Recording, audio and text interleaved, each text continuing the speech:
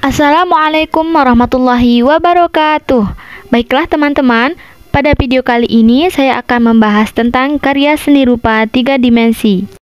Oke, pertama-tama kita akan membahas apa itu karya seni rupa 3 dimensi. Karya seni rupa 3 dimensi merupakan karya seni yang memiliki ukuran panjang, lebar, dan tinggi, sehingga karya dapat dilihat dari segala arah. Simbol merupakan makna yang dikandung dalam karya seni rupa, baik dalam wujudnya, objeknya, maupun unsur-unsur rupanya. Nah, teman-teman, adapun alat, bahan, dan media yang dapat digunakan dalam berkarya seni rupa 3 dimensi, yaitu 1. Bahan lunak, terdiri dari kertas, karton, dan styrofoam. Yang kedua adalah bahan liat, yang terdiri dari tanah liat, gips, lilin, dan plastisin. Dan yang ketiga adalah bahan keras, yakni terdiri dari kayu, batu, dan logam. Adapun media yang dapat digunakan untuk berkarya seni rupa 3 dimensi yakni yang pertama adalah alat acuan berbentuk cetakan. Alat ini dipakai kalau kamu membuat karya 3 dimensi dengan teknik cor. Yang kedua adalah kayu dan kawat. Alat ini digunakan apabila kamu akan membutsir. Yang ketiga adalah alat pahat, ukir atau martil. Alat ini digunakan saat akan membuat pahatan atau patung. Dan yang selanjutnya adalah gunting, pisau, silet, amplas, bor, dan lain sebagainya. Baiklah, sekarang kita akan lanjut ke proses pembuatan karya seni rupa 3 dimensi. Langkah-langkah membuat karya seni rupa 3 dimensi juga beragam. Karena kita lihat dulu langkah-langkah membuat karya seni rupa 3 dimensinya bagaimana. Karya seni rupa 3 dimensi itu banyak ragamnya. Misalnya saja ukiran kayu, pahatan batu, atau pahatan gips. Nah, berikut ini adalah merupakan contoh karya seni rupa 3 dimensi ukiran kayu. Teknik penciptaan karya 3 dimensi. Adapun beberapa teknik dalam membuat karya seni rupa 3 dimensi diantaranya yaitu: yang pertama, teknik aplikasi. Teknik aplikasi yaitu karya seni rupa atau karya hias dalam seni menjahit dengan cara menempelkan bermacam-macam guntingan kain yang berbentuk hiasan seperti binatang, bunga, atau bentuk lainnya. Yang kedua yakni teknik pahat. Teknik pahat yaitu membentuk suatu karya seni rupa dengan membuang bahan yang nggak dibutuhkan. Cara membuat karya seni rupa 3 dimensi dengan teknik ini bisa memakai alat pahat, kikir, dan juga martil. Biasanya, bahan atau media yang dipakai adalah bahan keras seperti batu, gips, kayu, dan bahan lain sebagainya.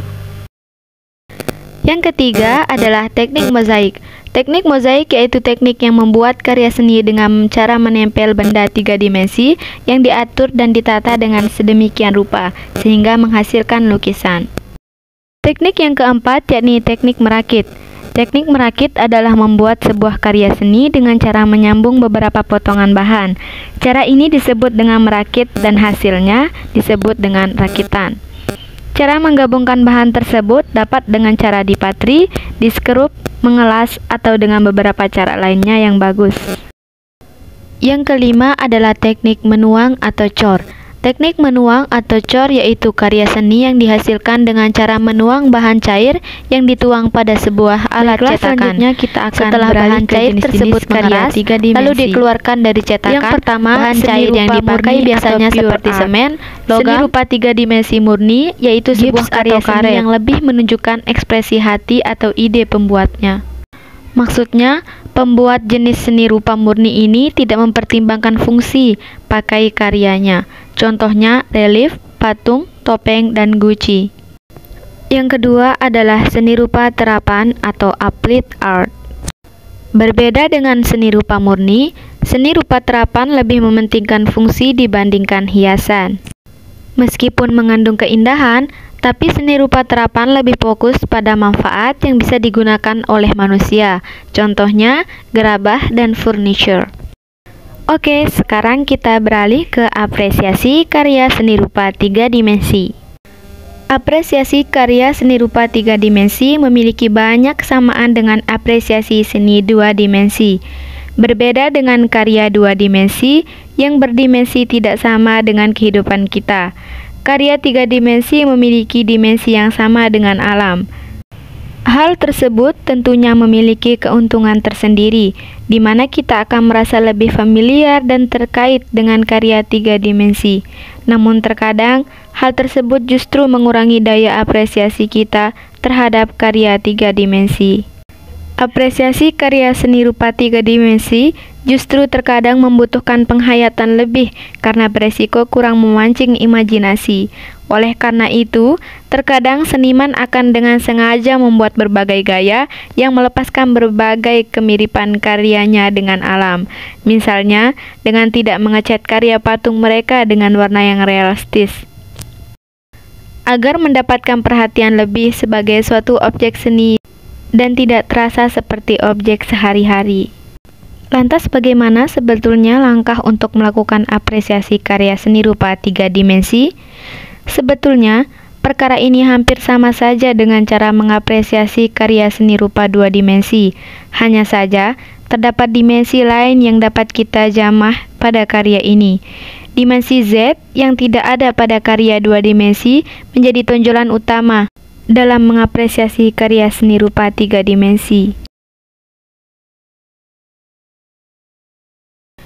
Dimensi ini memungkinkan kita melihat karya seni rupa tiga dimensi dari berbagai sudut. Kita dapat melingkarnya dan setiap sudut pandang akan berbeda. Misalnya, kita mampu melihat bagian depan, samping, atau bagian belakang suatu patung. Bahkan dalam beberapa karya, kita bisa saja masuk ke dalamnya, seperti pada karya instalasi yang melibatkan suatu ruangan dalam karyanya. Beberapa karya juga memungkinkan kita untuk menyentuhnya, meskipun kebanyakan museum akan melarangnya jika karya yang dipajang berupa patung.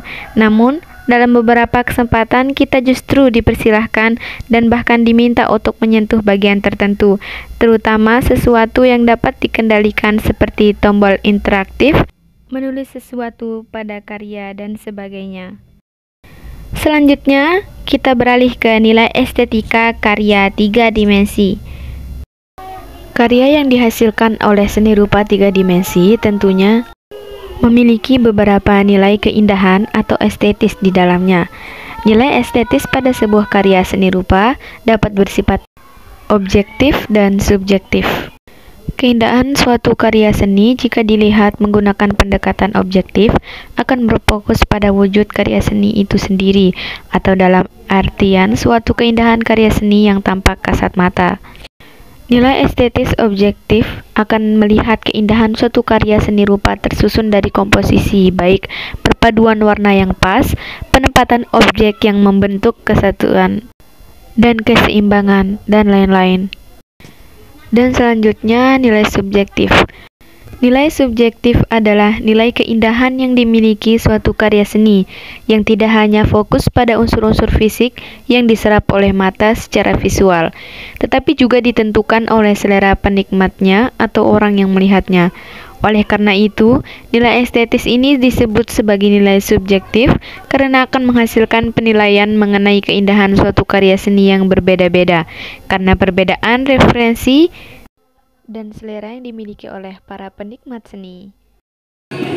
Oke, itu dia dari kelompok kami. Sekian, wassalamualaikum warahmatullahi wabarakatuh.